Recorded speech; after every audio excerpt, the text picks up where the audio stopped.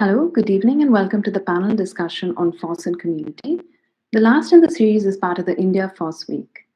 I see that we have quite a few people who've logged in and turned up today. Thank you guys. Thanks for joining us. We're CivicDataLab. We're an emerging research lab that works at the crossroads of data, design, social science, and technology. My name is Divya. I'm a designer at CDL. I was part of designing this report and have co-authored this particular section on FOSS and community alongside my colleague Preeti. Our team has also created these Indianized illustrations that you're seeing on the slide and in the report. It's taken from a fabulous open source repository created by Pablo Stanley called Humans. Do check that out.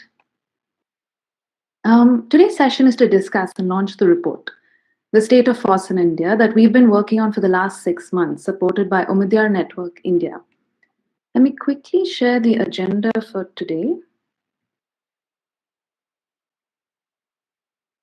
Some housekeeping announcements.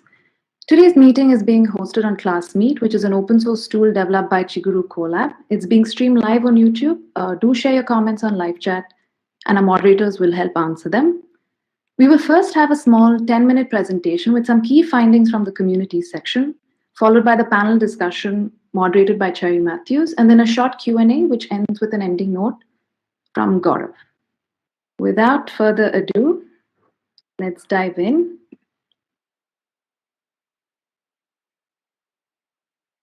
For those of you who are joining us for the first time, a quick recap. FOSS, or Free and Open Source Software, is software that is freely licensed to use, copy, study, change, improve, and redistribute. As Richard Stallman famously said, free here, it's not like free beer, but free as in freedom. In our report, we've used FOSS as an inclusive term that covers both free software and open source software. Though they have very similar ownership models, they're very different, right, in terms of culture and philosophy. So now, why should we bother with this? Because almost everything you use right now is built on top of FOSS. If you buy tickets for a train, get life insurance, invest in stock markets, or use any of the government platforms, you're basically using FOSS. But most times, we don't know that they're built on top of FOSS, right? Because most of these players take from the community, but don't replenish it, or even acknowledge it, and don't necessarily give back. And so it becomes very important that we as a nation learn to co-create and work alongside communities, leveraging its power for mutual growth. Now, as part of our research, we created an exhaustive and I must say a very good-looking FOSS timeline. Do check it out on www.stateoffoss.in, where we've broken down the whole timeline into 6 eras, covering everything from the inception of FOSS in 1886, that has the first ever FOSS project started by Grace Hopper in 1953 to the very first FOSS community called Share, all the way to one of the largest FOSS events in Asia, FOSS.in, which existed for a good decade, to the communities that cropped up in India post the 2000. In our report, we looked at the FOSS ecosystem from 4 different lenses, that of community, educational institutes, businesses, and governments. Now, the recordings for these panel discussions that's happened in the last 3 days is available on our YouTube channel. Please do check it out. Deep diving into the community section, we researched and interviewed various FOSS groups, like the members of Free Software Foundation. We interviewed volunteers who've been part of the ecosystem for more than a decade, like Kamal Velan and Aruna Sankar Narayanan. And a few nonprofit organizations, like members from IT for Change and FOSS United. And what we saw was that FOSS enables billions of users across the globe to connect in the digital and the real world. It's quite frankly everywhere.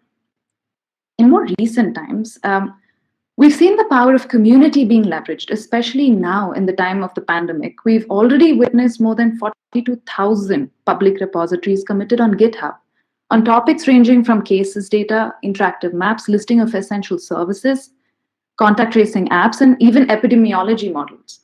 Closer home, we've also have COVID-19India.in, a volunteer-driven crowdsourced effort to track the spread across India, which has about 55,000 volunteers collecting and contributing data from diverse sources. Now, despite evident economic and social benefits of FOSS, India still lags behind, be it A, in leading more globally recognized innovative FOSS projects, or B, in actively using FOSS in nation-building processes. And the question is, why is that so? We have identified a few key challenges. One of the key challenges that we saw is the retention of people. With lucrative career options offered by top tech companies like Cisco, TCS, young people tend to drift towards big tech. But luckily, we have people like Viral Shah of Julia Computing or Ramya Raghupathy working at HOTOSM and also a mentor at Outreachy, both on our panel today, guys. Or Chinmay SK, for example, FOSS trailblazers, right, who've made a career for themselves in this ecosystem. So we recommend encouraging leaders and highlighting their work so one can see that a sustainable career path in FOSS is possible. It's also important, we find, to have leadership programs to encourage and groom such people from a very young age. Secondly, like in all sectors in life, sad but true, we see a lack of representation of women and others, hence lack of diversity and inclusivity. We see the space dominated primarily by cis male and a quote-unquote tech bro culture.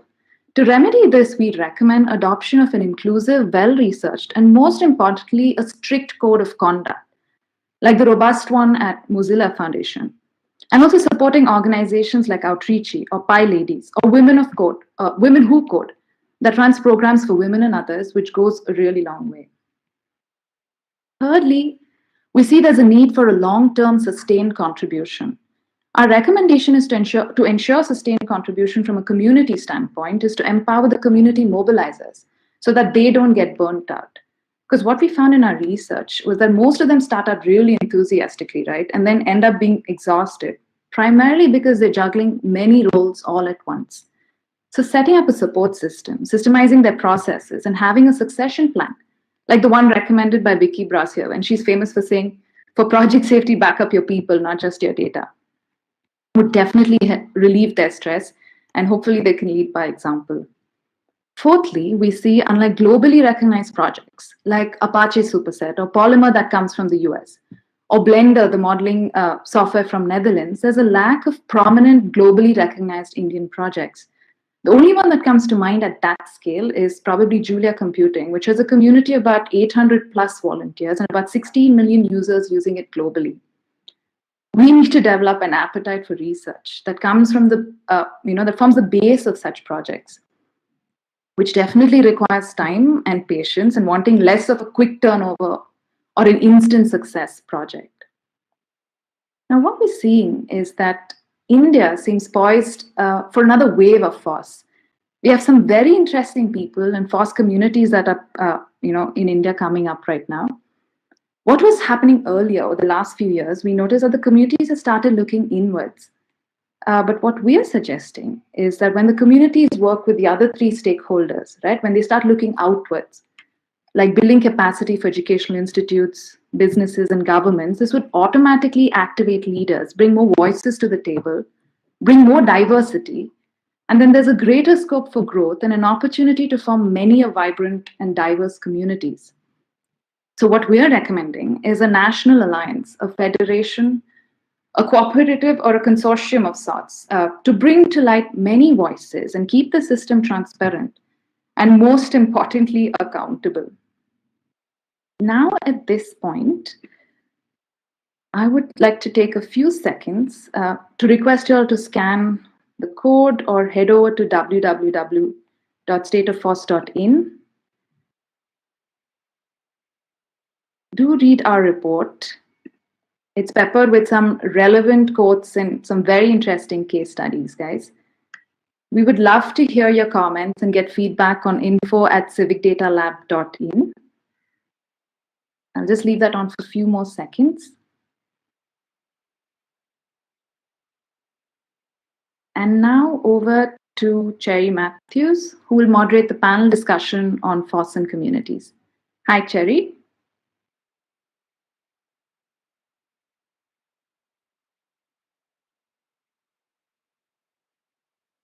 Hello, Cherry. Can you hear me? Yes, good evening, Divya. Good evening, everyone listening. I'm going to turn on my video, and I invite the rest of the panel to turn on their video as well. Sure. A little bit about Cherry. Cherry here drives QikPik, a hyperlocal startup born out of his experiences with FOSS and tech communities such as Hill Hacks, and has a passion to apply tech to solve real-world problems. He's also taught computer science in North Korea. Cherry was the former director at NetBSD Foundation and a FOSS advocate who's walked the length of his home state Kerala, which is about 1,400 kilometers over 44 days, to educate and inspire the public on FOSS. It's really nice to have you here, Cherry. Over to you. It's a pleasure. Thank you, Divya. Welcome, everybody. Special welcome to all the members of the panel. I'd like to give a brief introduction to each of the panelists with us this evening. We'll go in alphabetic order. So I'll start with Govind Shivkumar. Govind is from the Omidyar Network India, and I'm going to read the bio that I've been given. Govind is responsible for sourcing, evaluating, and managing investments in digital identity. Prior to joining the firm, Govind was an investment manager at LGT Impact, where his responsibilities included developing investment strategy, deal outsourcing, and end-to-end deal execution. During his time at LGT, Govind was involved in several deals, including investments in iMatch program, Vartana, Subka, Dentist, and iFinance. Govind earned a bachelor's degree in commerce from the University of Mumbai and is a qualified chartered accountant. He is an alumnus of the Berkeley Management Executive Program and Management from the Haas School of Business at the University of California, Berkeley.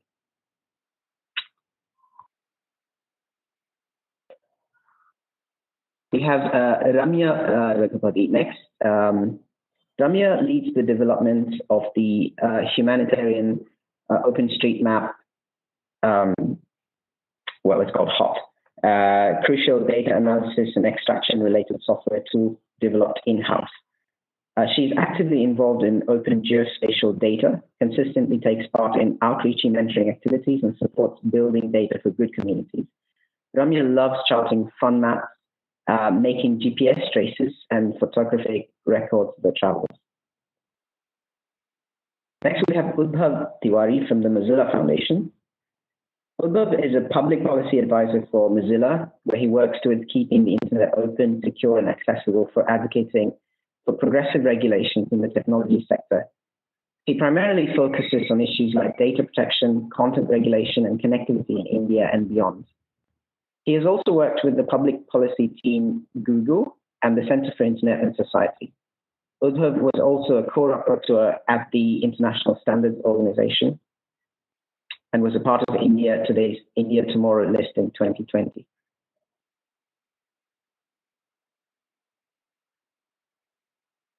Finally, we have Viral Shah. Viral is an Indian computer scientist, best known as the co-creator of the Julia programming language. Since 2017, he is also the CEO of Julia Computer. He has also been actively involved in the Aadhaar project. Based on this involvement, he recently co-authored a book titled Rebooting India with Nandan Nilekani. So I'm really excited because this panel represents sort of everything from investment to policy to tech to community. And I'd like to sort of kick off by requesting each of the members of the panel to sort of introduce themselves briefly and bring on their points, especially with respect to community and FOSS.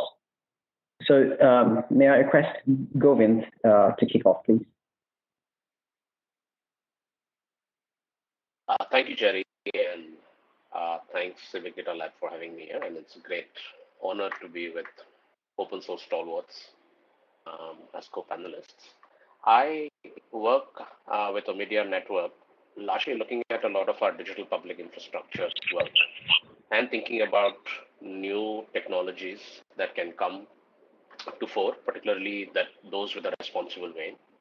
What I mean by digital public infrastructure is digital identity, which probably Viral knows pretty well, and we've invested, or rather extended a grant to something called MOSIP, and extended a grant to something called Mozilla. So imagining things which are open source digital public infrastructure, such as digital ID, digital payments, registries, and data governance, all with the bedrock of safeguards and checks and balances, which include data protection, accountability, agency to the citizen, and think about investing both in technology, think about investing in capacity building of civil society organizations, and also particularly thinking about how do you cultivate a community around these projects.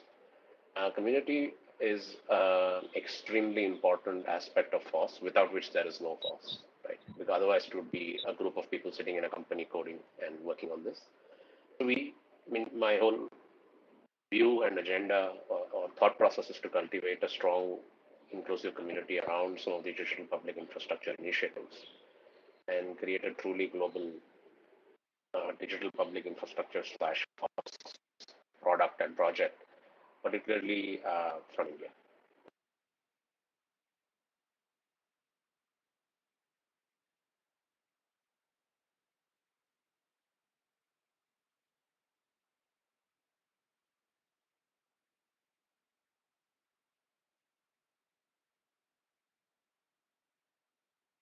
I think we are facing some issue from Cherry's end. Uh, so I would just jump in and probably wait while Cherry joins us. Maybe we can request Govind to talk a bit more about uh, why do you see there are less number of philanthropic investment agencies in India investing on FOSS at the moment? How do we ensure that there is much more awareness about what free and open source software communities exist in the philanthropic circles? And how can we encourage more of them to interact with the FOSS communities? Sure, thanks, Gaurav. So I think how I look at it is narrative as a vector to ideas. I don't think there has been a strong narrative with respect to FOSS yet, particularly in the philanthropic and investment communities. And this is largely invisible infrastructure that slips beneath, right? It's not very flashy.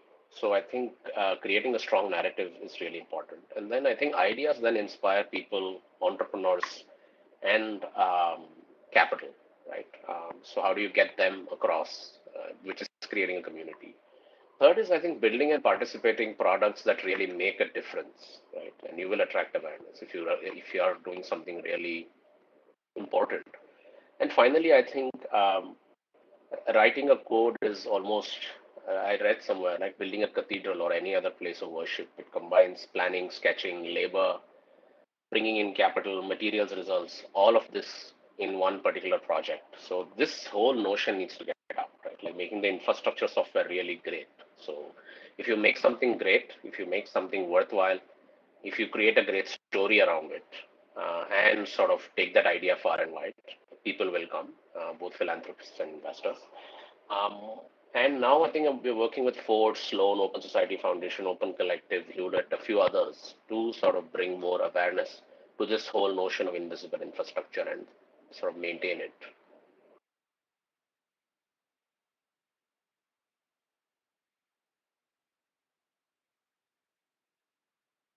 That's quite super helpful to know.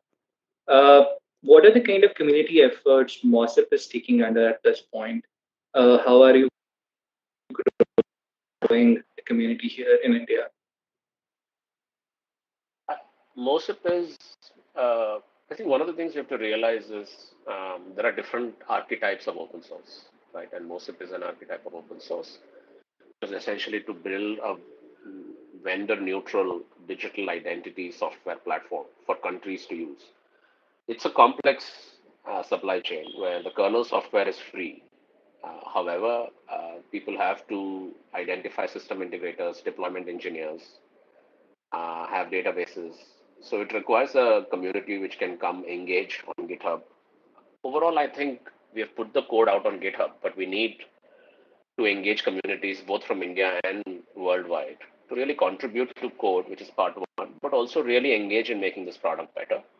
We're thinking of getting a community manager on board now, which is a very difficult talent problem to solve. I've realized in open source. So all those listeners out there, if you're really keen on being a world-class community manager for a world-class product, please do write to us. Right.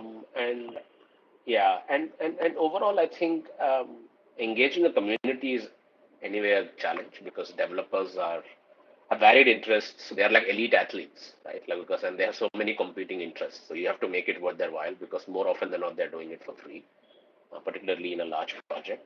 So one of the things overall, this is apart from MOSEP, is I'm thinking about how to cultivate new financing models, right? Whether it is through fellowships or grant challenges or programs, to really keep this development and developer ecosystem engaged in a variety of FOSS software. That's quite helpful to know. And that's a good segue on finding the right community managers, and just hiring community managers is such a big trouble.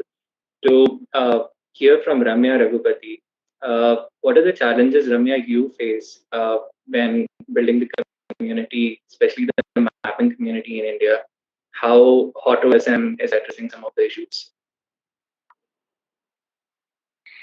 Thank you, Gaurav. Thank you for having me here in the first place. So about the challenges for the open source community, I am very closely associated with OpenStreetMap community, and the organization I work with, it's called the Humanitarian OpenStreetMap Team, HOTOSM, that is built around the OpenStreetMap community. Again, like that's a non-profit, and all the tools that we develop are open source. And most of the work that we do, all the work that we do is open for like anyone to contribute. And if you see on the development side, on the code development side, we would still have mostly people contributing from the Western part of the world. I still don't see many from the Indian community contributing to the code, unless otherwise there is some sort of like incentive associated with it.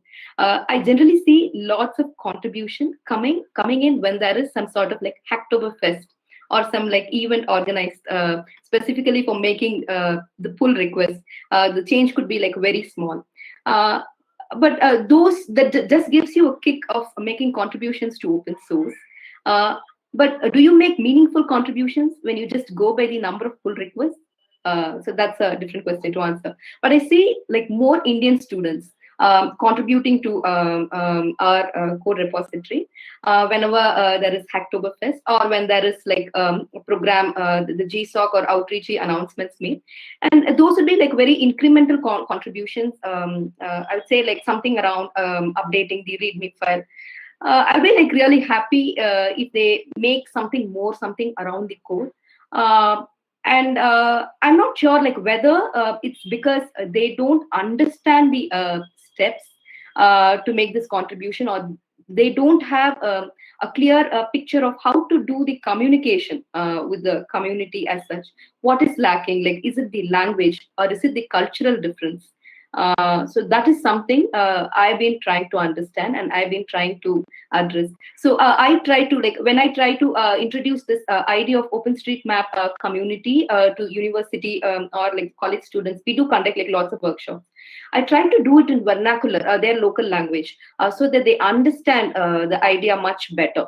Because sometimes I feel like just having it in English might not be like very comfortable like, for everyone, because it's not a native language. The idea doesn't reach the way it is intended to.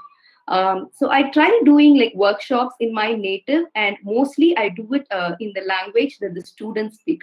So I believe like that the one of the challenges for them would be the language, and if that is addressed to certain extent, the cultural differences can be bridged slowly but steadily. But that would take time. But language is the main constraint I see now. Yeah. Thanks, Ramya. I think completely agree with you. Even in our research, we found out like initial barrier of being an active contributor to some of these communities is quite high, and especially when you are coming from tier 2, tier 3 colleges, you don't have the kind of access where you have the local FOSS groups, local Linux user groups around you to guide you on what could be done. So there is a lot of access barriers which we have seen.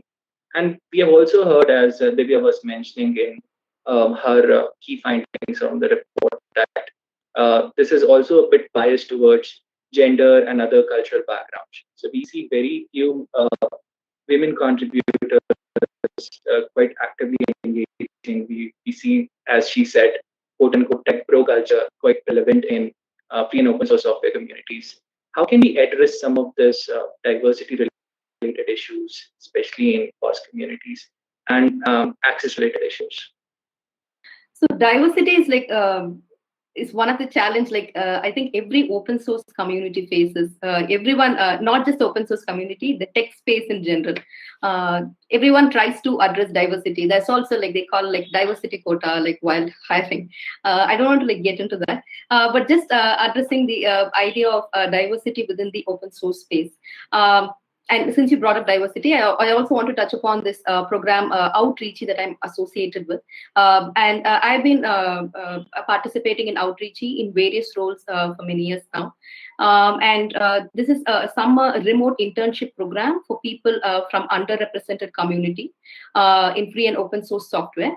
And this internship program is tied up with a variety of communities like OpenStack, Linux kernel, Wikimedia, Mozilla, etc.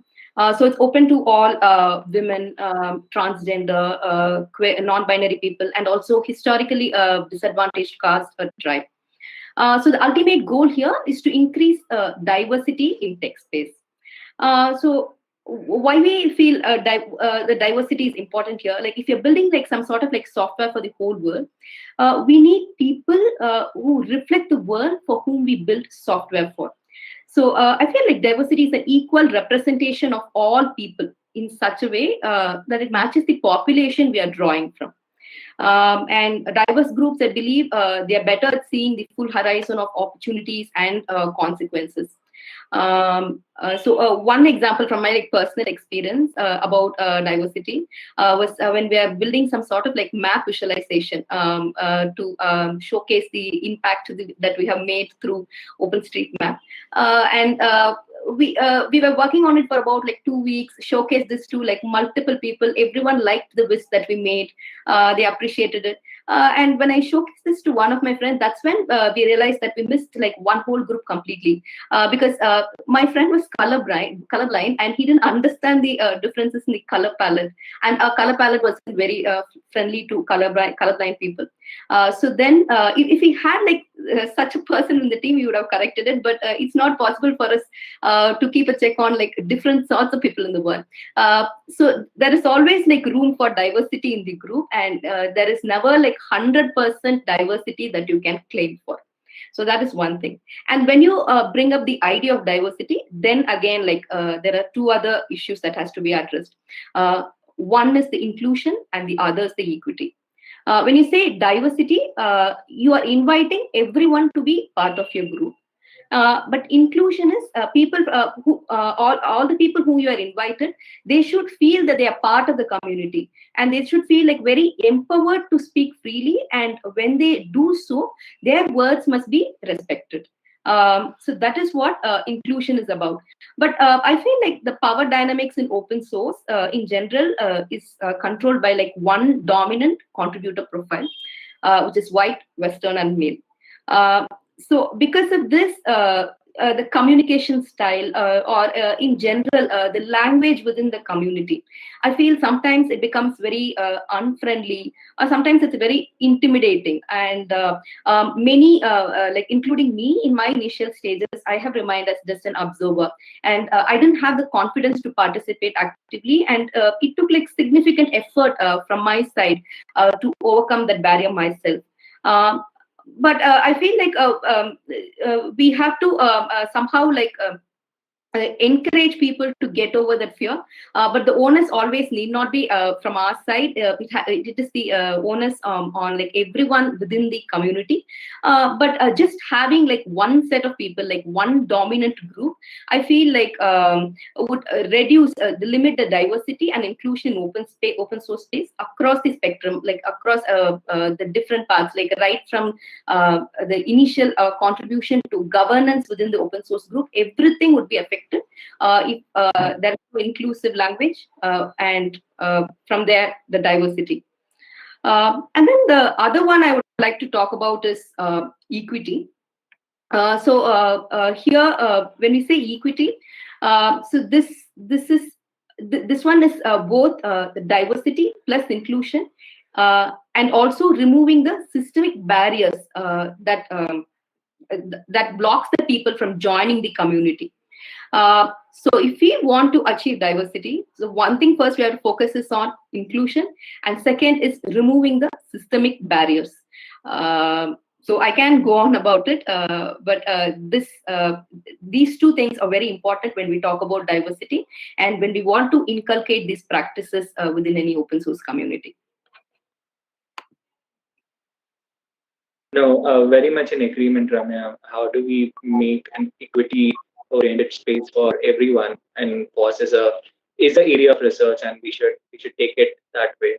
And it's a good segue to go to Veer Shah, who has created a very vibrant Julia computing. Veer, how do you ensure that there is a more diverse, equitable, and inclusive space in Julia? What are the kind of measures you take as a co-founder of this language? Yeah, hi, Gaurav. Thanks for having me here. And I think Ramya already sort of highlighted a lot of the key the key forces in many open source communities. A lot of the key efforts that many communities are now sort of engaging in order to increase the diversity of people in those communities. As just so that the communities that shape some of these open source projects which touch all our lives are representative of the larger world that they are sort of embedded in. And it's actually much harder, I feel, and at some level easier, right, in an open source project. It's a bit harder because no one is for the most part being paid to do the work. So you don't get to interview someone before they join the project. You can't sort of try to sort of put in policies in place that are going to somehow increase the diversity of contributors. You get what you get, and that's how projects grow. However, the things that you do have control over are things like how the project welcomes newcomers. How so let me list a few things that we've done. We, for example, have a code of conduct for the Julia community that is very clearly articulated on our website, and there is almost no tolerance for any kind of sort of bad behavior on any of the Julia forums.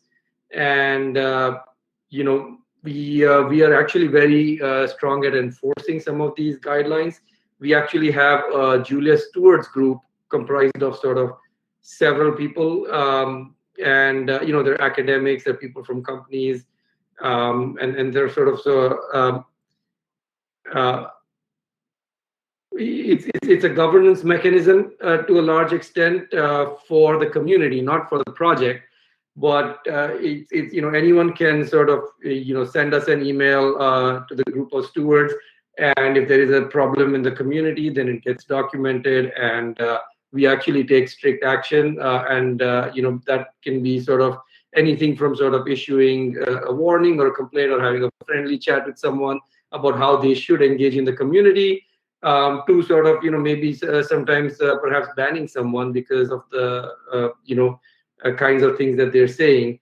And I would not know how I would not say that it is perfect, but I would say that we've done a pretty good job in the community of at least recognizing these problems and tackling them head on. And I'm excited to also say that we've done that before many other projects started doing something like this. The other thing I would like to emphasize on diversity in communities, that where possible, we try to sort of fund diversity initiatives. So for example, JuliaCon is our annual conference that happens once a year, and we try hard to sort of raise funds for diversity travel. Of course, doesn't make sense to talk about travel in 2020 and 21, but in the earlier installments of JuliaCon, we've been able to find sponsors specifically for diversity, we sort of had application processes where people have applied. People who could not have otherwise traveled to the conference, and we've been able to sort of bring, candidates from underrepresented backgrounds in the community to JuliaCon. So we try to do several things that we can. We also have a diversity and inclusion group that meets regularly and works on sort of improving the quality of documentation, of onboarding processes, of videos. And we just love to have more people who work on these topics with us. So maybe I'll stop there. Thanks, Viral. I think having a diversity group dedicatedly working on this is a very good idea, which I think most of the communities can learn and adopt from, especially in India. Also, one more important thing is Julia is like a big success already. We have seen that close to 16 million downloads of the language have already happened. What could be pinpointed as some of the key ingredients of this successful recipe? It's it's very hard to sort of say what specifically made it successful. I would like to say that it just like everything else, we built something that is that struck a nerve with a lot of people, right? And the basic premise was hey, here we have something that solves a two-language problem, which was that before Julia came along, you could not have a dynamic programming language that was simultaneously fast and easy to use. Scientists like to write code at the level of mathematics, but then there are often performance issues when you use Python or R. And Julia sort of gave you sort of something that was as easy as Python but as fast as C. And that struck a nerve with a lot of people. A lot of the design elements within Julia are focused on technical computing, so they appeal a lot more to people who are working with mathematics, whether it's in data science or machine learning or scientific computing, and so on and so forth. And it turns out that these abstractions are a fairly good match for many of these technical and numerical communities. And it seemed, we worked on the project for several years before we had any external contributor. And then one fine day, we published a blog post on the internet, and it went to Reddit, and it went to Hacker News, and we pretty much started receiving contributions from there on. And it has been a steady growth. It started with 3 people. Today, the Julia contributors, the Julia repo has 1,070 contributors on GitHub. And we've been sort of engaged in many Google Summer of Code projects, and I'd love to point out that a lot of these projects have students from India, and in fact, Indian students are a large part of the contingent in our Google Summer of Code. We also see a lot of contributions otherwise from India, and I think part of it is because I started the project. When I started the project, I was based out of Bangalore, and so I was able to sort of build a community even in the early days of contributors, of whoever I could sort of engage, and whoever would listen to me, and at a conference, and then kind of join the project. That's quite helpful. Before we move to Udbhav, I would just quickly check with Cherry if he can hear us, if he's back. Yes, I'm Cherry, right do you here. want to test you out? Yeah, that was really interesting, Viral. And it's really interesting to see that there's a lot of contribution coming in from India. And I believe this is one of the concerns that's being addressed by the study, which is to understand possibly what the current status is of contributions from India and what can be done to improve it or support it. And so I wonder if you have any comments on that aspect of it. So Indian, I think, as Ramya pointed out, right, Indian contributions in open source tend to be sort of a lot of them in volume come from students, and we see the same things, right, like Hacktoberfest and things like that. When they come along, we see many trivial pull requests coming up, and it sort of ends up annoying people. We often get like people making bad grammar edits for documentation and things like that, and I think a lot of them are just sort of looking for a badge or something of that sort. And I feel like I would not like to sort of discourage contributions from that sort, but I'd like to say that hey, instead of thinking of this as getting a Hacktoberfest T-shirt or something to put on your LinkedIn, like truly find yourself something that you enjoy working on. You're not going to be paid. Probably people are going to be unhappy with the quality of your code. They want it to be faster or better. It is a thankless task. So the only way you can enjoy yourself while doing it is to work on something that you're really passionate about, that you would enjoy doing. And it's so finding a good match with a project, and to a certain extent somebody in that project who can mentor you, who can guide you, who can review your contributions and help you grow in the community professionally, and so on and so forth, I think is how people need to sort of think about these things. Open source projects are not geared up for this kind of contributions, right? They're not companies, they're not organizations with processes and so on and so forth. They're very informal. So what works for one project, what works for one person, may not work for someone else. To the extent possible, I've found that Google Summer of Code has been a nice process-oriented, project-based approach, in the sense that it imposes a project structure, and then mentors and students sort of match up and pair up, and expectations are well known on both sides. And it's not 100% success all the time, but we've had a pretty good rate of success. Like a lot of Julia's Google Summer of Code contributors have ended up sticking around in the community and becoming long-time contributors. In fact, we'll find GSOC to be successful enough that we take some of the funds that we have in the Julia community, in the what we at NumFocus, and we sort of add to the Google Summer of Code, and fund more students every year, to the extent we can, and we get good applications. But Google Summer of Code itself sort of drives, it's a great funnel, right, for getting the quality of people and the process. And in some sense, then adding money to it becomes relatively easier at that point. A big challenge in India that I foresee is at the end of the day, open source is, what's the right word for it? It's not, contributing for free is not something that everybody can afford, right? A lot of people in India, if I'm an engineer working at a company, I mean, I might be spending 4 hours on the bus every day, and then 8 to 10 hours at work.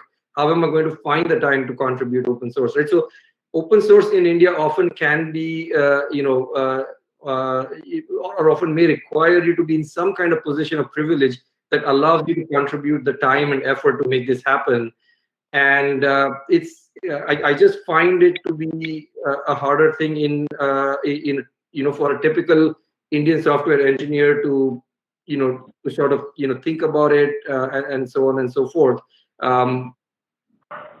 I think one of the things that we could possibly and think about in India is working through companies, right? Like Google used to have the famous, hey, let's do one day of interesting things a week, right? The 20%.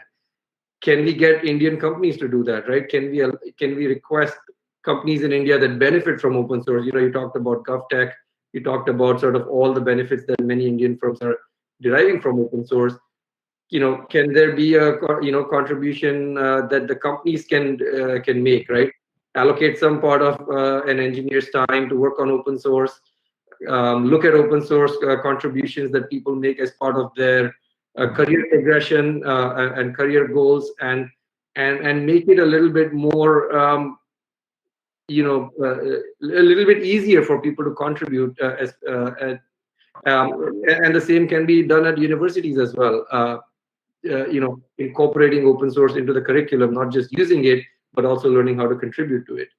So I think I've been rambling a little bit, free flow. So I'm going to stop at this point and let others chime in. Yeah, you bring in a whole bunch of ideas there, and I'm really curious about especially the exposure. So there's a couple of angles there that are interesting, and I think one of those is the exposure that people who are in this practice have by default to the international community in terms of exposure to technology through reading code or interacting with other developers and so on. But there is a sort of underlying enablement that happens through keeping the internet sort of free and fair and accessible to everyone. And this is an area that Udbhav, I believe, has been involved in for quite a bit. And I'd really like to bring him on into this discussion, to bring in the policy angle, to bring in the angle of, what is it that we can do as a nation state community, if you like, to sort of make the internet free and fair, and thereby perhaps improve sort of developer access to the global community of coders out there. I don't need to railroad this into that particular rabbit hole, but Udbhav, feel free to pipe in and bring in your policy angle to this discussion. Thank you so much, Sherry. And thank you so much for having me, CivicDataLab. This has been a fantastic panel so far. I think I will start off by broadly trying to answer the question that Sherry posed, right? Which is like from a sort of policy angle, and by policy, we broadly mean laws and regulations that governments create. What can we do to really increase and sustain both the creation as well as the usage of free and open source software in India? And I think that India is actually has a pretty good framework of policies and regulations that mandate how the government should prefer FOSS software when it does procurement, what the government should do when it does utilize FOSS software with regard to contributing back to the community, and a bunch of other policies that go into a fair amount of granular detail of how the government should prefer FOSS software over otherwise closed source software when it comes to making public sector or public interest projects.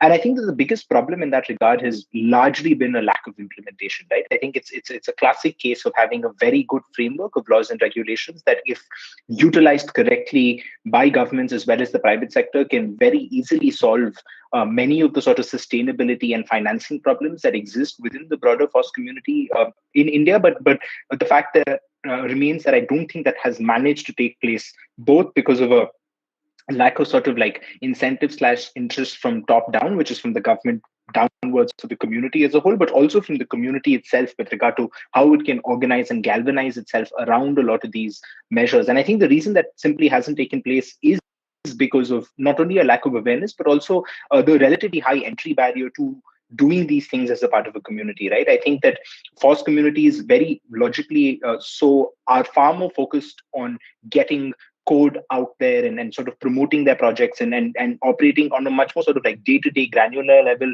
rather than indulging in much more of the sort of high-level coordination and sort of organizing that would be required for something like this to take place at a national level.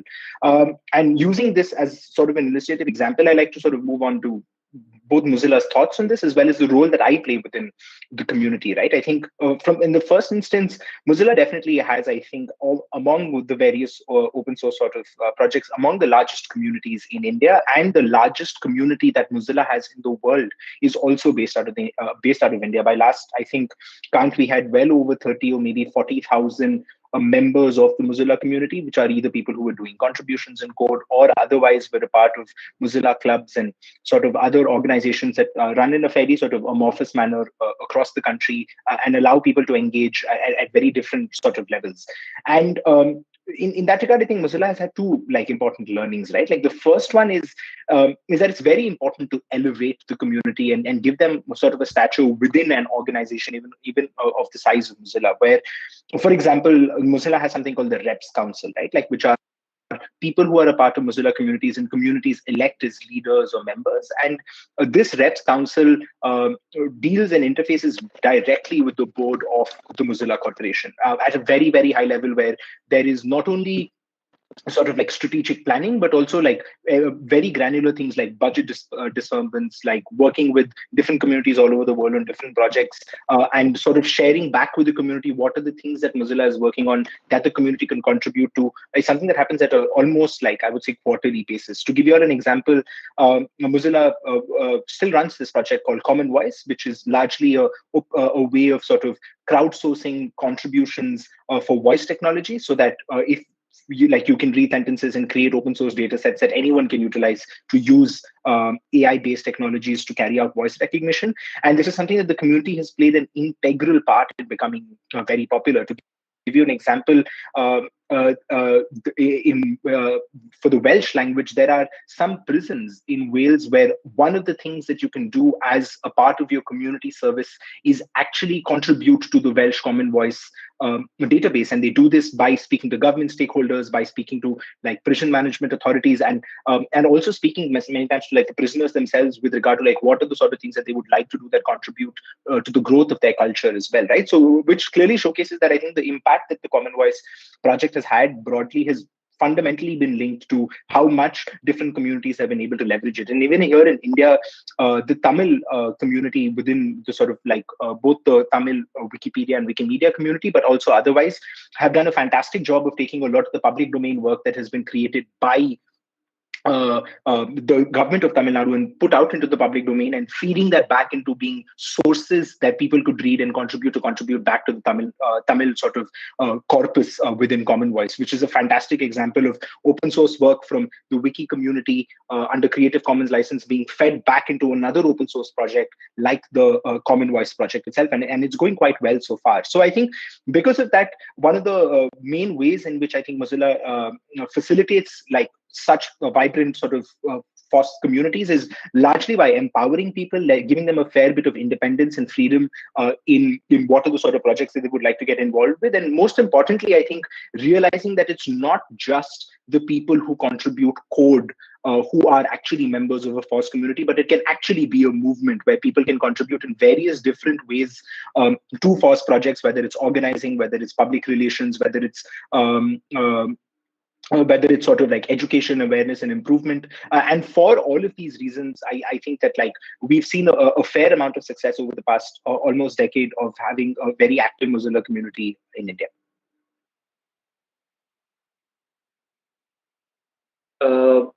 Thanks a lot. Cherry got dropped off again. We are facing some connectivity issues with him. But I think that's a very useful perspective which you have given on how communities can play a vital role. And there could be different ways in which the momentum could be built. I would also like to check with you how some of these communities can become sustainable businesses. Is there a way we can fund these communities beyond philanthropic traditional philanthropic way of doing things?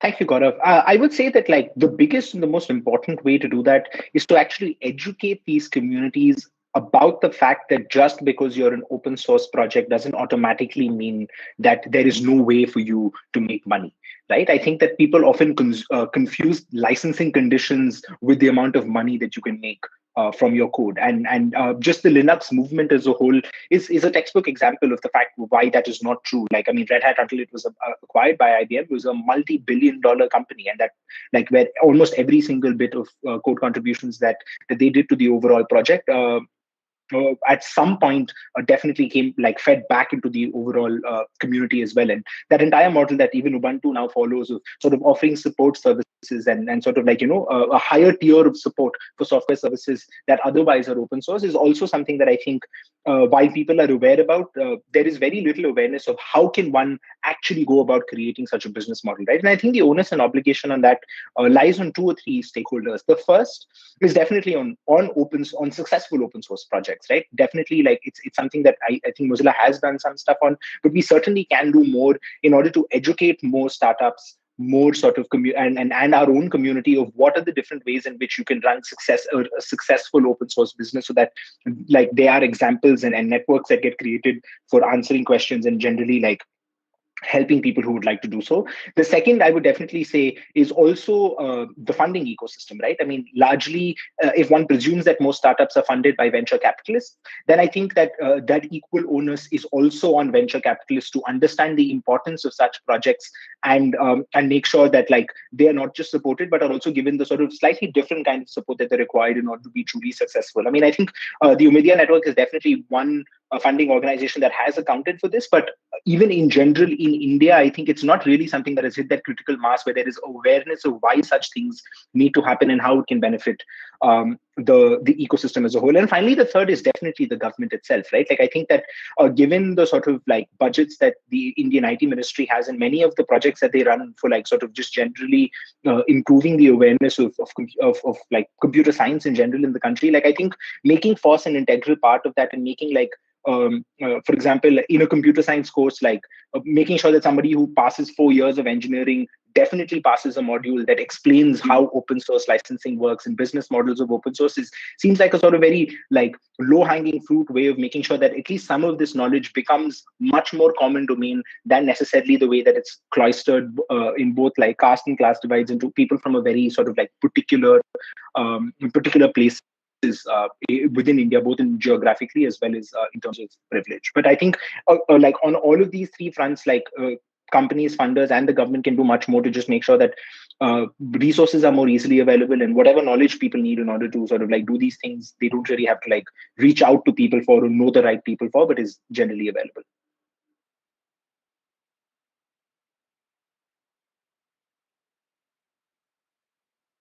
Thanks, Udbhav, for those comments. Just to be conscious of our time, I think we have very few minutes left, so I would quickly jump into the questions which we have received from our audience so far. So there is a question from Angushman on to all the panelists. For your specific projects, what would be active contributor timeframes? Do you often see long-time contribution? He tends to believe that in infra or platform or tech-centric cases, it's longer and larger. Do you see the same case?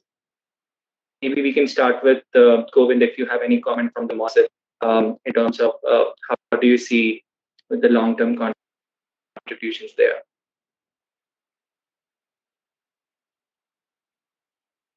I think to Viral's point, I think the long-term contributions on anything on a sustained basis is quite difficult unless you have a specific incentive, right? I always believe in three things: institutions, incentives, and infrastructure. One without the other is quite difficult. So what are the incentives? If you look at the overall OSS 3.0, the majority of almost 80% of code contribution to open source comes from big tech and big people sitting inside large organizations. To Viral's point, that how is someone supposed to support themselves and contribute to this code? So and I think Udbhav's and Ramya's point, unless you have a sustained financing mechanism, it is difficult. People might come in and go and think about what really truly excites them in that moment in time. Finally, with MOSIP, I think the community will always be very niche because it's one, it is digital identity, and quite different when it compares to something like Julia, which is a programming language, or Android or Linux, which are more operating systems. Niche communities will revolve around niche systems, right? And then you have to be passionate about the end result, right? Not just coding. Like what is the hill that you're willing to die on? So I think sustained contributions will come, A, if you have some form of financial incentive, or B, you're really passionate about the end result, or C, where it is your own project, right? In a sense, you want to build the community. That's helpful. Viral, do you want to take a stab at it? How do you see the contribution timeframes, and Julia, how can it more be sustained for the course of time? I think what Govind said, I fully agree, right? So, the three I's, and it's all about incentives at the end of the day, right? I mean, how long can you expect? I've been doing Julia for almost 10 years, right? And I'm one of the creators of the project, and my name is associated with it. And we've been fortunate enough to be able to start a company, which is Julia Computing, and support many of the people who made those open source contributions in the early days to become full-time, right? But Julia Computing is only, about 40 people. There are thousands of open source contributors. I mean, how would they keep on sort of doing this year after year? And so there has to be continuity. There has to be, a lot of people made contributions when they were graduate students, and then they graduated and they have a job, for example, right? So even in something like Julia, which is not driven by by one single corporation, and where most of the contributions are actually truly open source in nature, there is always an ongoing concern that, if a certain person who shouldered the burden of a particular part of the ecosystem, for whatever happens, moves on, right? Like people, grow up, they have family, they have kids to take care of, they may have elderly people at home to, pay attention to, and it's circumstances change in life. So how do you sort of keep this on a sustained basis, while at the same time recognizing that, some of the work that these contributors put in contributes massively to society, right? I mean, AWS and Azure and Google Cloud would not have existed without Linux. I mean, there's just no way it would have happened. So it's I really do think that some of the work that you guys are doing with Civic Data Labs, putting out the report, highlighting this, taking it out, into the larger population, into the country, to the, to the lawmakers, to the industry, and just sort of raising this understanding of how open source plays into the public life, and competitiveness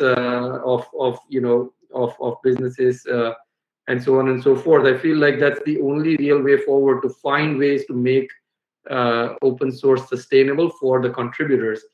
And otherwise, you just are asking a lot from people to have all these amazing skills and participate in an open source world. It's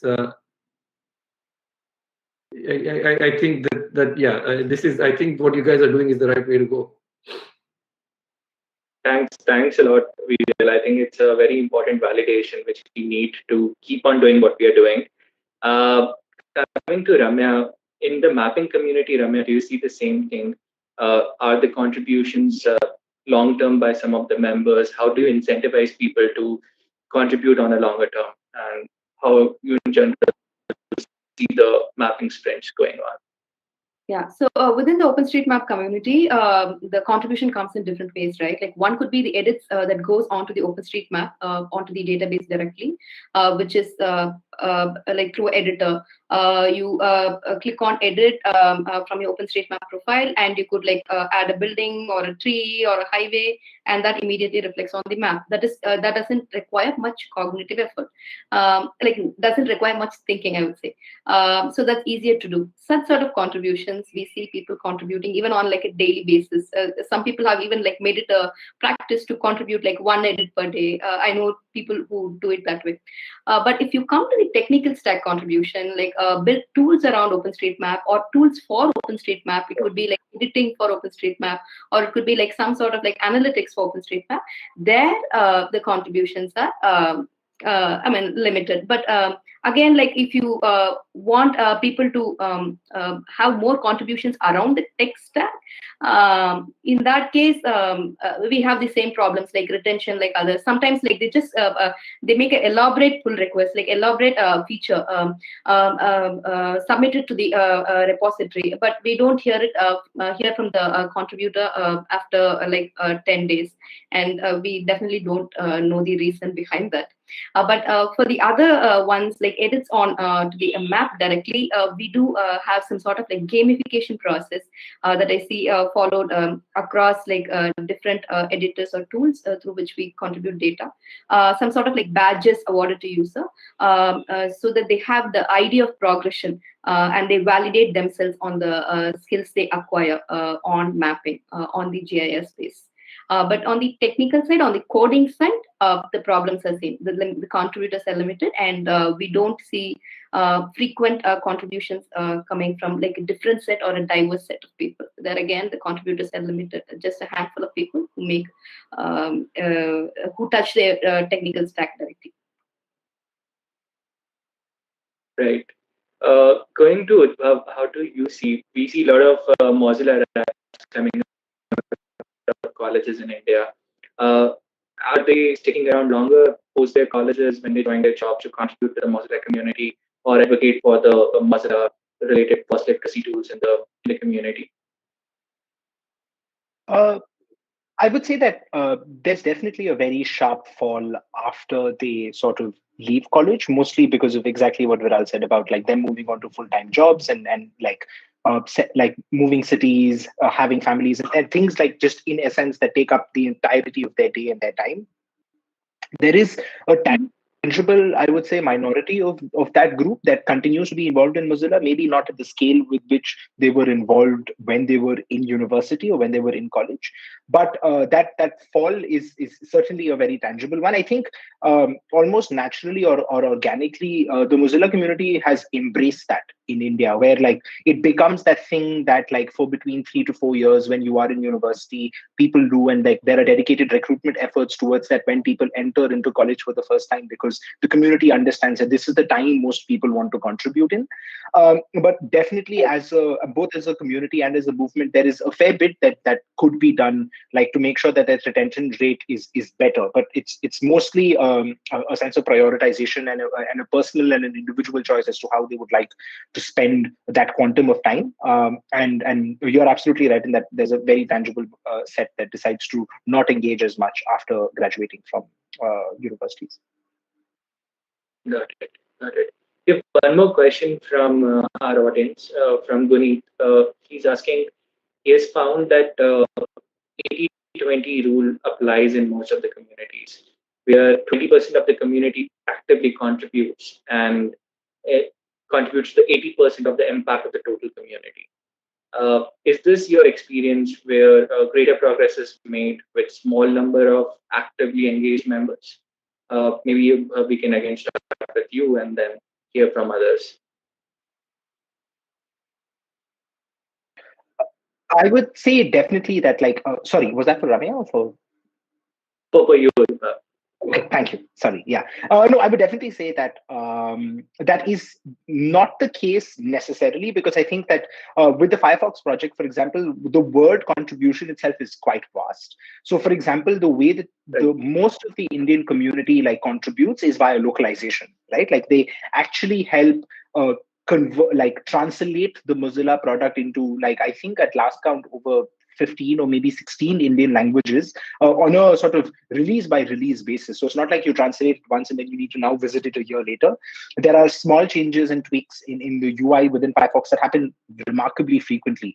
And there are entire communities from like some very small communities, just 15, 20 people in a particular language that actively do a lot of this contribution. So for things like localization and internationalization, I think that number is much bigger, like it's nowhere close to an 80-20, but there are definitely certain things, right? Like, for example, there are some add-ons on the Mozilla add-on store that are very popular and are developed by Indian users.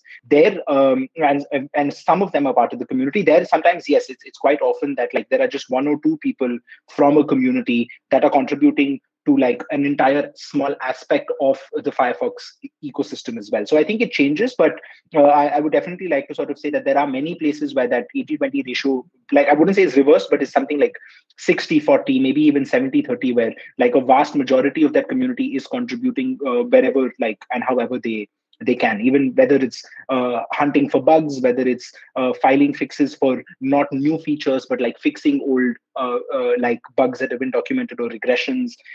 So like there's just like people can contribute in so many ways apart from just like adding new features or adding new tangible code, that I think that within the Firefox project, that number can be much bigger. Viral, do you also witness this non-standard 80-20 rule in Julia community? Yes. A lot of the contributions come from a few people. That is very true. But I would sort of like to highlight that it is not that one is greater than the other, right? Because it's actually the 80% that are sort of the small contributions are actually in some ways the 80% of the people, right, who are maybe making 20% of the contributions are I would say are as valuable as the other ones. So in terms of value, I would say it's 50-50, right? And this is one of my colleagues and friend Fernando Perez, who's the author of the Jupyter project, sort of very nicely put this for me. He said that, look, the few contributors who are making most of your progress are also possibly your liability, right? Because if one of them leaves for the reasons kind we discussed, it will sort of reduce the productivity on the project in a big way. So while they're sort of giving you a baseline of activity, the loss of in that small group is actually magnified, big impact in the community. Whereas the people who are sort of putting in a little bit of time every day, like Ramya said, like people who do the one edit per day on OpenStreetMap, right? And even if it's the non-code edit in some sense, it's incredibly valuable because that smooths out the contributions, right? The total number of contributions that the large body of people who are doing a little bit every day come in and do maybe a major piece of work in short amounts of time, actually sort of greatly balance sort of the few people who are making sustained contributions. And then it also frees up the people who are doing sustained contributions for doing bigger projects, right? That could not be done by someone who was just sort of able to put in a little bit of time here and there, right? So there is a lot of activity that needs to be carried out in an open source project. Some of it tends to be routine, like, hey, why did the build stop working? Why did the download stop working? Why is when did this regression appear? Someone has to track it down, and there's a lot of sort of work on a day-to-day basis. And then there is sort of the work of also moving the project forward, like, hey, in Julia, like, we need to completely rip out our garbage collection system and put in a new one, for example, or we need to introduce multi-threading. And these are large multi-year projects carried out by maybe 2 or 3 people, and to the extent that they are not then burdened with a lot of the smaller things is actually very helpful. So this is sort of the way one should think about it, and there is, in fact, every open source community will welcome small contributions with open arms for this result. Right. There is one question which came for Ramya, which I see she has already answered on YouTube, on how Government of India can recognize the efforts made by open source communities. Is it happening already? What are the bottlenecks you see? So Ramya, quickly, if you want to summarize your answer in voice as well. So the question was about has HOTOSM been able to work efficiently with the Indian government? So there are certain issues related to the OpenStreetMap data usage within India because of the boundary issue. The OpenStreetMap project uses boundary that is recognized by UN, but which is not accepted by the Indian government. So in that case, we cannot directly use the OSM map on any of the other projects that we want to carry on. But the technical tool that we have developed for any organized editing for OpenStreetMap, that has been used by the Kerala government, especially because of OSM Kerala's initiative. They have been instrumental in getting this tool handy and have everyone contribute to OSM. That is one. And one point to add about the 80-20 rule, Gaurav. So yes, that applies to OSM community as well.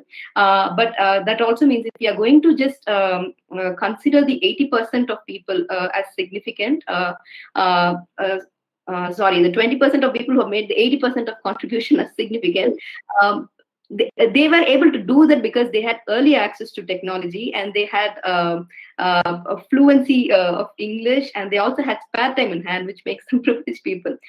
So just because they have made large contributions, just going by the quantity, we wouldn't consider one group great over the other. They should be acting as the guiding lights for other people who want to make even like smaller contributions.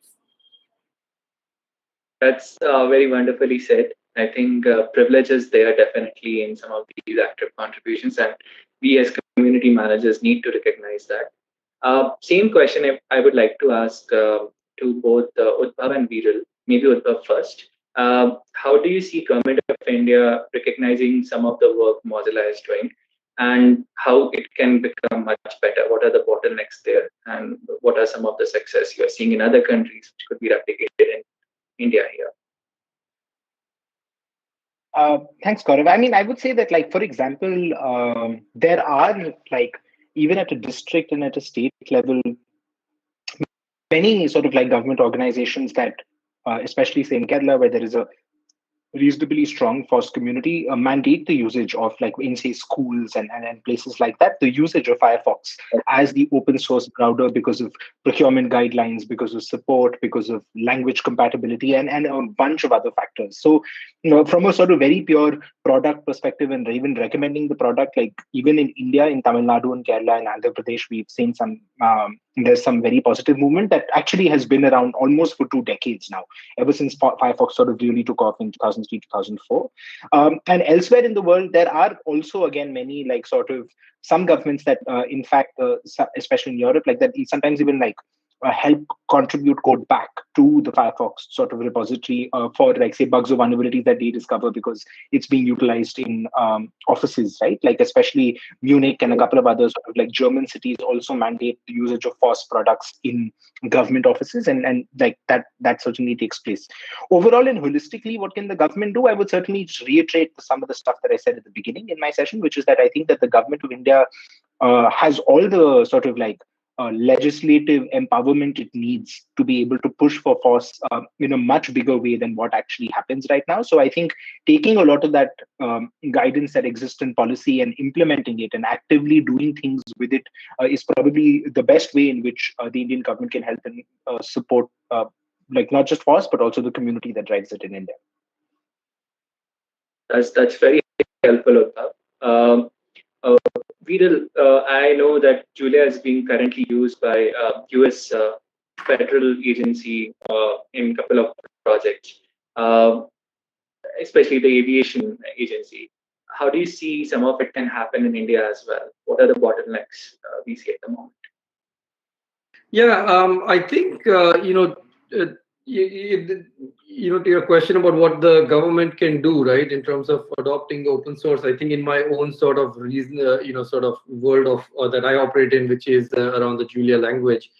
I think it's a fantastic tool that has, that has quite a lot of contributions from India that is already used by a lot of students for their own work. Sort of and taught by professors at some of the universities, but by and large, because of the nature of the centralized curricula that exists in Indian colleges, new tools can only be introduced sort of in a top-down manner unless it's an autonomous institution like an IIT or IIIT Delhi, for example, where I know that some courses have sort of adopted Julia. So I think it's I think it would be great, and I don't think this is I mean, to the extent the government is involved here, would be sort of in that central UGC curriculum setting kind of context that, hey, let's focus more on open source. And I don't think it should be about just Julia, but hey, let's think about using open source across the board in all our higher education, and maybe even at kids are probably taught to use maps in school, right? Why not teach them with OpenStreetMap? I mean, I'm sure the boundary problem will still be an issue, but I'm sure the OSM community will figure it out. But I feel that this is sort of the right kind of thing, right? Where the government can have an impact. So it's not necessarily that the government needs to do something new to support open source, right? Within the existing system that already is in place, right? Whether it's in education, whether it's in building government technologies, or if it's giving, allowing open source foundations to receive tax-free donations for development of open source, right? And I'm sure that it's already supported, so I don't know if anything new needs to happen. But a lot of technology people do not understand these larger things, in the way things work, and it would be sort of great to sort of bring everyone up, on board on many of these matters. But especially from a Julia perspective, I think there is a large gain to be had by just sort of using an open source language as what you teach students, in their core engineering curriculum, because it's a skill that will stay with them for life, and they don't need to, pay a license fee to anyone to sort of, exercise that skill. Right. We are running past our time, so I would just quickly ask all of you, to summarize in just one sentence what would probably the future of FOSS communities in India may look like according to you. Maybe starting from you, Ramya. Maybe in one sentence, what should be the focus?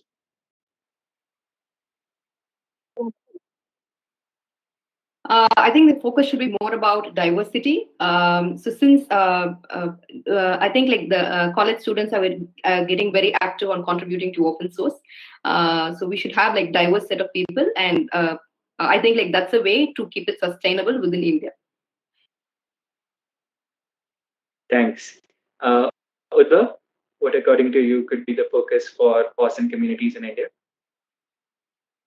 I think that two things. First would be building sustainable capacity, sort of like overcoming that gap that currently exists between like spurts of contribution and long periods of like sort of stagnancy in some open source projects. And the second would be much better support from the government, because I think that unless that really takes place at a very top down level, it's going to a lot of the resources that are available in India to help the community thrive are simply going unused. Thanks a lot. Viral, what according to you should be the focus? I think we all highlighted a lot of the challenges and issues, but I think, if I had to step back, I think open source in India is exponentially better than it was 10 years ago or 20 years ago, and I think the future is only going to be that much brighter. And I would love to see sort of more contributions and incentivization, both from the industry and from the government, as we discussed. Right. Thanks, everyone. Thanks a lot for joining us for this wonderful panel and being part of this late evening, early morning conversation for some of us on how FOSS and communities can grow in India. Thanks a lot, Ramya, Udbhav, Viral. I know Govind and Cherry got dropped off, but thanks to both of them as well for making this a wonderful conversation. We hope to work much more closer with you and figure out a way to make this FOSS ecosystem much more sustainable in India. Thanks a lot. Thank you. Thanks everyone. Thank you. So we would quickly come back to our slides and thanks everyone for being part of the FOSS week. While I load the slides, just give me a second. I would like to extend my thanks to Omidyar Network India for supporting the whole initiative, the report, the FOSS event, as well as the whole FOSS week. Thanks for your support. It wouldn't have been possible without you. We also would like to thank different independent contributors to this project. We had Venki, we had Tanmay, we had Shivani, we had Umang, who contributed in their capacity to this project and gave some valuable inputs throughout. We also would like to take a minute and thank the serial team, CivicDataLab Team, which has made this report possible. So thanks to my bandhus at CivicDataLab, Divya Rani, Preeti, Govind Rajan, and Arpit Arora specifically for co-authoring the report with me. And thanks to all the people who took time to be part of the interview process, give their valuable inputs on how FOSS communities can grow in India. And not just communities, governments, academia, businesses, and more. And thanks a lot to a couple of reviewers who took time to review the report at early stages, gave their feedback, and we have incorporated all of that as much as possible in the report you see. And as I've been saying at the start of this event as well, this is just the beginning of what state of FOSS in India may look like, and we would continue to do this effort much more further, seek revisions from you, seek more inputs from you, make it much more as a lively project rather than just something as a one-time effort. So we look forward to working much more closely with all of you, hear your inputs, and figure out what could be done. Here's the sort of a photo collage of all the main contributors. So thanks a lot again for all of them for taking out a lot of time on last 6 to 7 months to contribute on this project. So with that, I would let you download the report, go through it over the weekend, share your feedback, share your comments, And meanwhile, we also figure out what could be done next to grow the momentum. So we are open for ideas. Maybe you can write some of them on the YouTube feed itself. What could be done as a state of FOSS team we should be doing as the next steps. A couple of them which we have already received is create a forum where people can talk about this report as well as other things happening in free and open source software ecosystem. So we are thinking to start probably a discourse forum as part of this initiative. Second one, which people have been pointing out, is timeline is quite comprehensive, but there are so many more events which have happened. So they would like to contribute those events with whatever web, audio, video proofs they have of how the FOSS ecosystem has evolved globally and in India as well. So we would probably make this whole timeline in a much more structured manner, available on our GitHub repository. We are figuring out what would be possible ways. Timeline.js is one thing, something which community has suggested. So maybe we would translate the whole timeline into timeline.js, where we can seek more suggestions from the community. But we're open for more ideas. So feel free to drop those at foss@civicdatalab.in or type it in the YouTube comments. We would be more than happy to pursue this sort of an endeavor.